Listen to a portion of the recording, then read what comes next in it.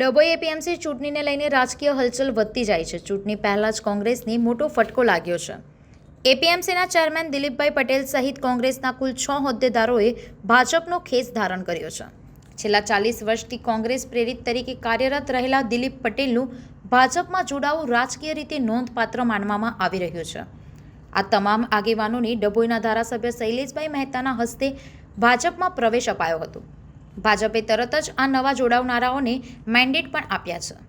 આ જોડાણથી ડભોઈ એપીએમસી ચૂંટણીમાં કોંગ્રેસની પકડ નબળી પડી હોવાના રાજકીય તારણો નીકળતા જોવા મળી રહ્યા છે.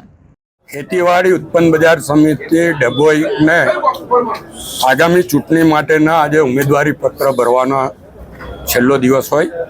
આજે ભારતીય જનતા પાર્ટીના આગેવાનો દ્વારા પ્રદેશમાંથી જે મેન્ડેટ આપવામાં આવ્યો છે એ મેન્ડેટ પ્રમાણે પટેલ દિલીપભાઈ નાગજીભાઈ નાના પોપડિયા, પટેલ મુકુંદભાઈ કંચનભાઈ વસાઈ, પટેલ રતિલાલ દેવજીભાઈ ફરતીકુઈ, પટેલ મહેશભાઈ ચુનીભાઈ ભાવપુરા, પટેલ ઉમેશભાઈ રમણભાઈ મંડાળા, પટેલ ભરતભાઈ બાપાલાલ ધરમપુરી, પટેલ કલ્પેશભાઈ વિઠ્ઠલભાઈ મોટા હબીપુરા, પટેલ ધીરેનભાઈ ઇન્દ્રવદનભાઈ વખતપુરા, પટેલ ભૂપેન્દ્રભાઈ ભગવાનભાઈ સિમડિયા, પટેલ હરેશભાઈ પ્રભુદાસ થુવાવીએ.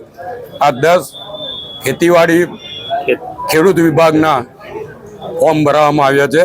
સાથે જ વેપારી વિભાગમાં વસાઈવાલા મુકેશભાઈ વિપિનચંદ્ર, કોકણીવાલા ઇરફાન હુસેન હસનભાઈ, મુંદ્રા કૈલાસચંદ્ર છગનભાઈ અને છેડાવાલા આંદિલ મહેદી સબ્બીર હુસેન, આ તમામ ડભોઈના વેપારીઓ છે.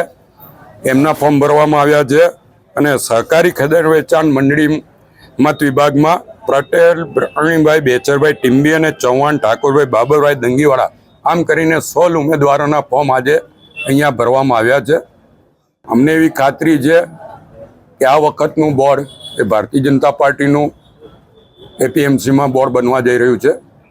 અને જે અત્યાર સુધી એપીએમસીએ કામગીરી કરી છે, સરકાર સાથે રહીને આ એપીએમસીનો વિકાસ થાય, ખેડૂતોના જે કંઈ પ્રશ્નો હોય પ્રશ્નોનો ઉકેલ આવે અને ખેડૂતોની મુશ્કેલીઓ વહેલી તકે દૂર થાય, એના માટેના તમામ પ્રયત્નો ખેતીવાડી બજાર સમિતિ અને સરકારના પ્રતિનિધિ તરીકે, ધારાસભ્ય તરીકે અમારી પણ એમની સાથે તમામ સહકાર હશે.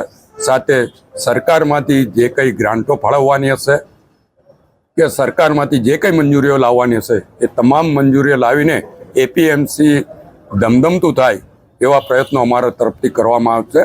હું આ તમામ 16 ફોર્મ ભરનારા અમારા ઉમેદવારોને. ડભોઈથી સંવાદદાતા સાથે અભિપ્રાય ન્યૂઝ વડોદરા. વધુ સમાચાર જોવા માટે અમારી યુટ્યુબ ચેનલને સબસ્ક્રાઇબ કરો અને જોડાયેલા રહો ફેસબુક, ઇન્સ્ટાગ્રામ અને ટ્વિટર પર.